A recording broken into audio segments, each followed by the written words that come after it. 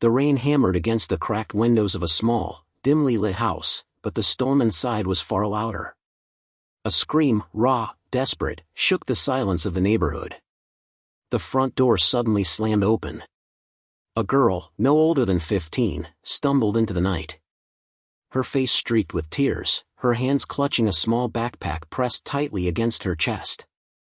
She ran barefoot across the wet concrete, the sharp pebbles cutting into her feet, but she didn't stop. She couldn't stop.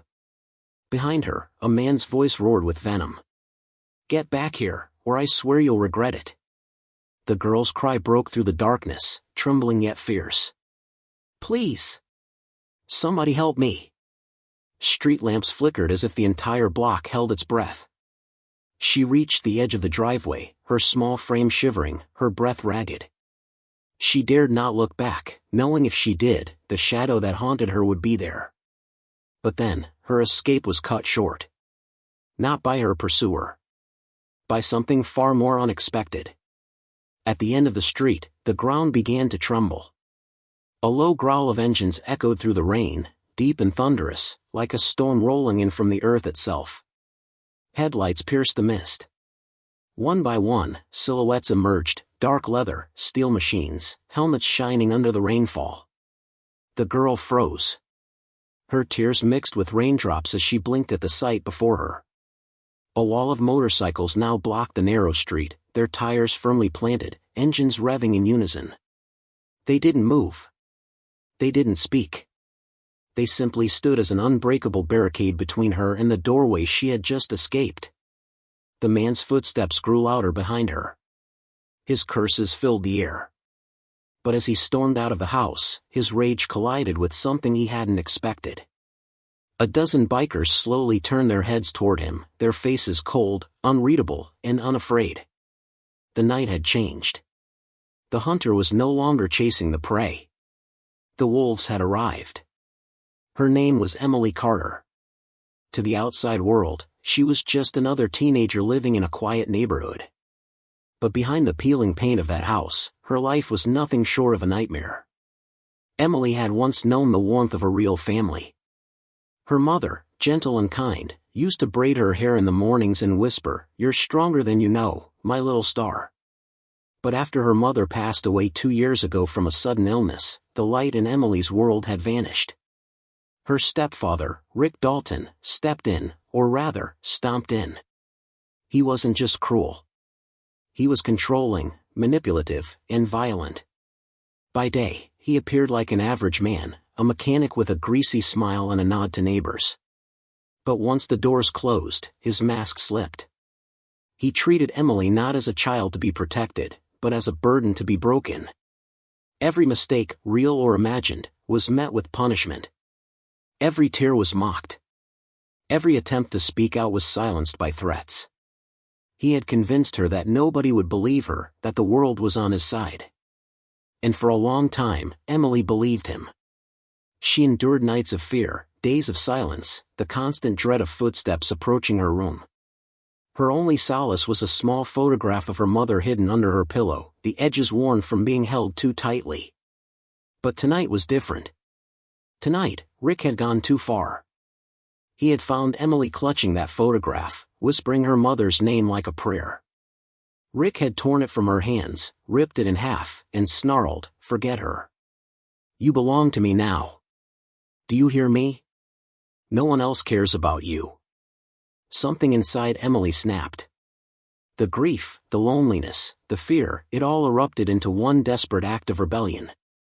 She grabbed her small backpack, stuffed with what little she could carry, an old notebook, a pair of socks, a few dollars hidden in an envelope, and bolted through the front door.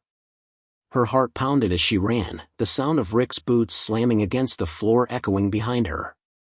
She didn't know where she was going. All she knew was she couldn't stay. But freedom, she quickly realized, wasn't simple. Rick was faster than she expected.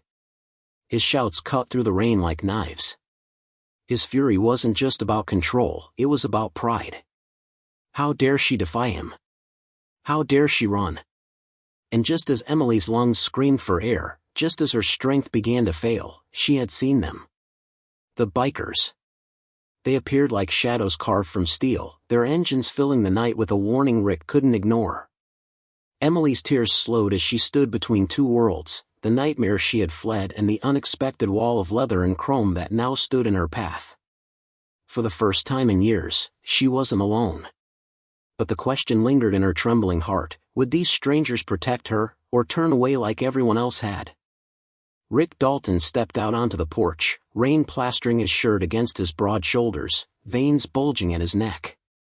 His eyes locked onto Emily, and the twisted grin that spread across his face was enough to make her shiver.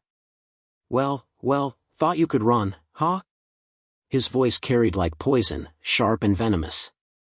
You think anyone's gonna save you? You're mine, girl. Mine. The bikers didn't flinch. Engines rumbled in unison, a growl that filled the street like rolling thunder. But Rick wasn't intimidated, not yet. He had spent years believing he was untouchable. He spat into the rain and marched forward, pointing a trembling finger at Emily. Get over here now before I make it worse for you. Don't test me. Emily's knees buckled. Her breath came in ragged gasps. For so long, his threats had been chains around her soul. Even now, she felt them tightening, dragging her back toward the darkness she had fled. Rick took another step, his boots splashing through the puddles. You think they'll help you? These clowns? They don't care. Nobody ever has. You're weak, Emily. Just like your mother. Those words, just like your mother, stabbed deeper than any wound. Emily's heart twisted, torn between fear and rage. The bikers, however, remained eerily silent. Their leader, a broad man with silver hair peeking beneath his helmet, finally tilted his head. His gloved hand tightened around the throttle. Rick's smirk faltered for the first time, but he quickly masked it with bravado. You better move aside, he barked at the bikers. This is none of your business. She's my kid now. And if you know what's good for you, you'll let me take her home. Emily's chest heaved. She wanted to scream, to beg them not to leave her. Because if they stepped aside, if they let Rick drag her back, this would be the last night she ever saw the sky.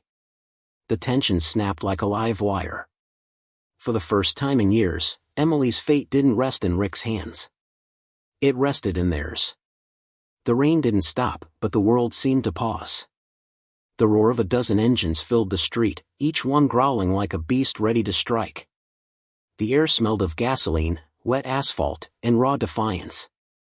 Rick froze mid-step as the wall of bikers began to move, not toward Emily, but toward him. Slowly, methodically, their machines crept forward, headlights blinding, chrome glinting under the storm. The leader pulled off his helmet, revealing a face weathered by years of battles, creases of pain, scars of survival, and eyes that held the weight of stories no one dared tell.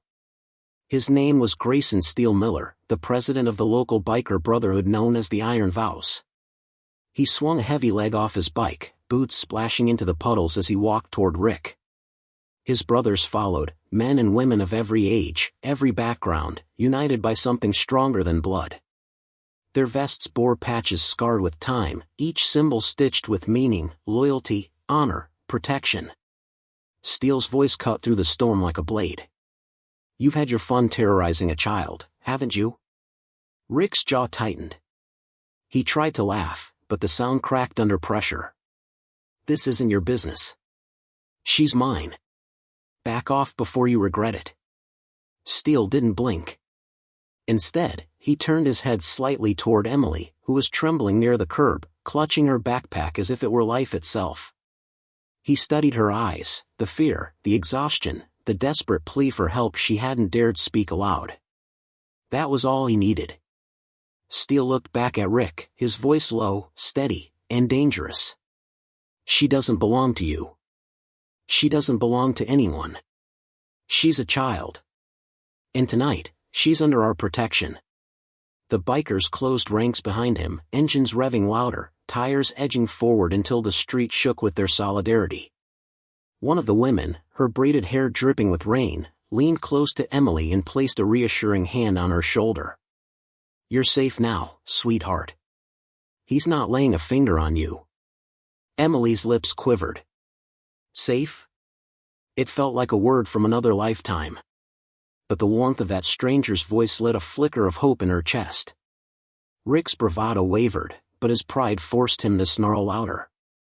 You don't know who you're messing with. I'll call the cops, I'll have you all locked up. The bikers exchanged glances, a quiet smirk spreading across a few faces. They had dealt with men like him before, bullies who hid behind threats and laws they twisted for their own gain. Steele stepped closer, his eyes burning. Go ahead. Call them. We'll be right here when they arrive. And when they ask why we're standing in the rain with our bikes blocking this road, we'll tell them the truth. That we found a scared child running for her life. That we stopped the monster chasing her. Rick's face paled at the word monster. For the first time, his confidence cracked. He looked at Emily, then at the dozen leather-clad figures staring him down. The power had shifted. The predator was surrounded. Emily's tears mixed with the storm, but for the first time, they weren't only from fear. There was something else in them now, something fragile but growing stronger. It was hope. The storm seemed to fade into the background as the standoff stretched. The only sounds were the pounding of rain on leather jackets, the growl of engines, and Rick's heavy breathing.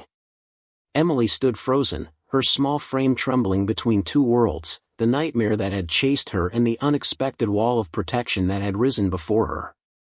Rick spat into the mud, his voice shaking with a mix of rage and fear. You think you can scare me?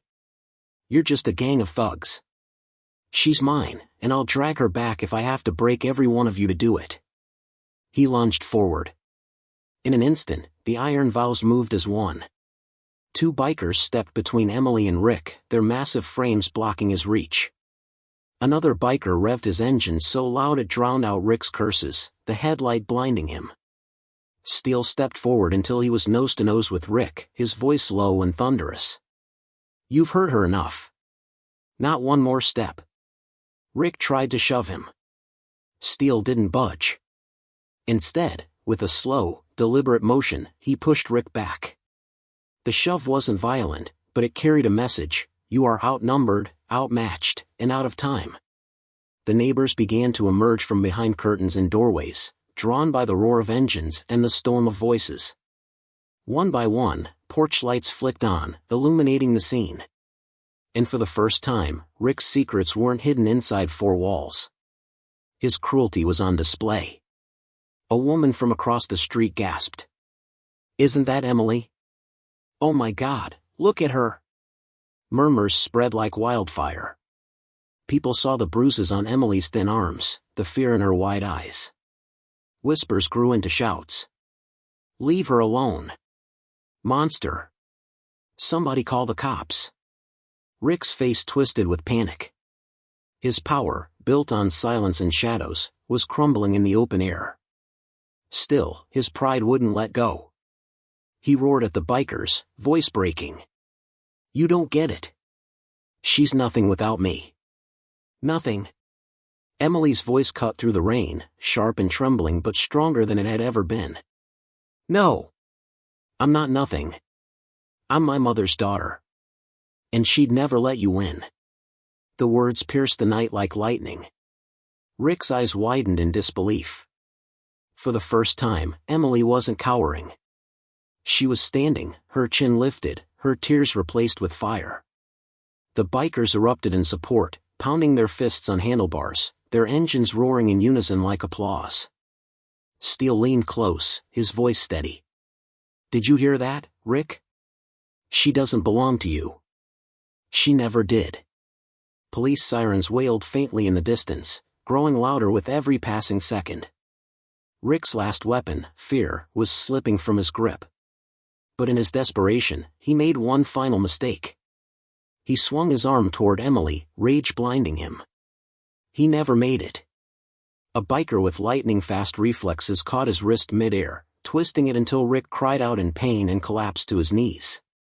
The biker shoved him into the mud, holding him there, the storm soaking him in humiliation.